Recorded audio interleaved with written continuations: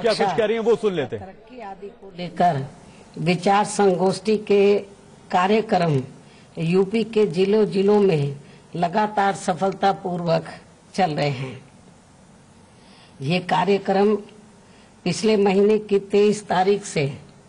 खासकर ब्राह्मण समाज की धार्मिक भावनाओं को ध्यान में रखकर अयोध्या से शुरू किया गया है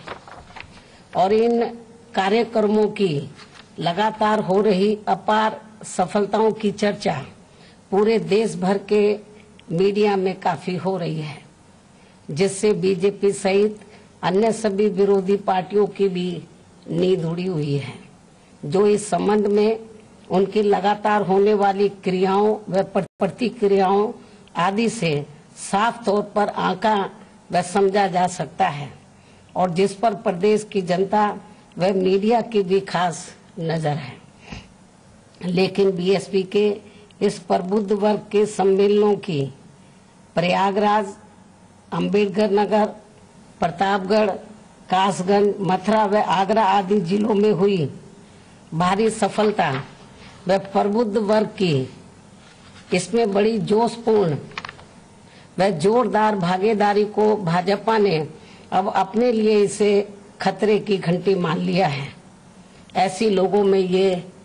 पूरे उत्तर प्रदेश में ये आम चर्चा है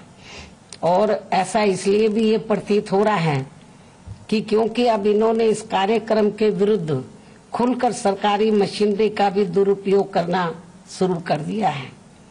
जबकि बीएसपी द्वारा प्रबुद्ध वर्गों के हो रहे सम्मेलन सरकारी अनुमति आदि के बाद ही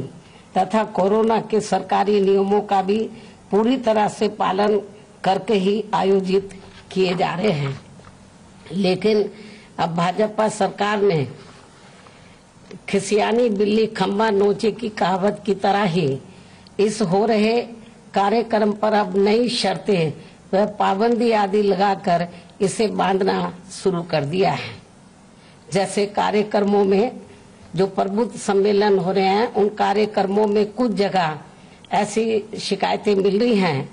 कि वहाँ का जो प्रशासन है तो उनको लिखकर तो नहीं दे रहा है,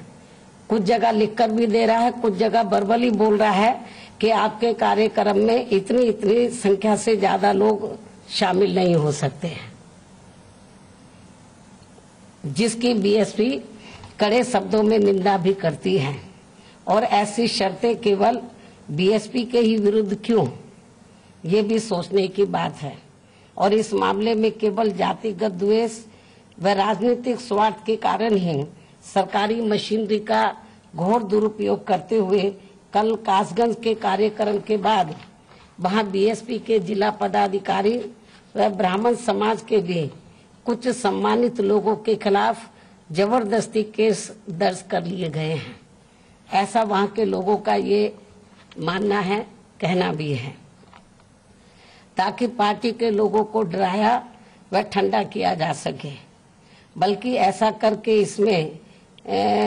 लेकिन ऐसा करके इनमें बीजेपी के विरुद्ध और ज्यादा गुस्सा व बीएसपी के प्रति और ज्यादा जोश पैदा हो गया है। वैसे भी यहाँ ब्राह्मण समाज ही नहीं बल्कि पूरा देश देख रहा है कि किसी भी चुनाव व कार्यक्रम आदि में बीजेपी के नेताओं, मंत्रियों आदि के लिए यूपी व अन्य कहीं भी कोरोना नियमों की कोई पाबंदी नहीं है और उन्हें हर प्रकार के कार्यक्रम में कोरोना नियमों के उल्लंघन व उनकी धज्जियां उड़ाने की भी पूरी छूट है। लेकिन इस मामले में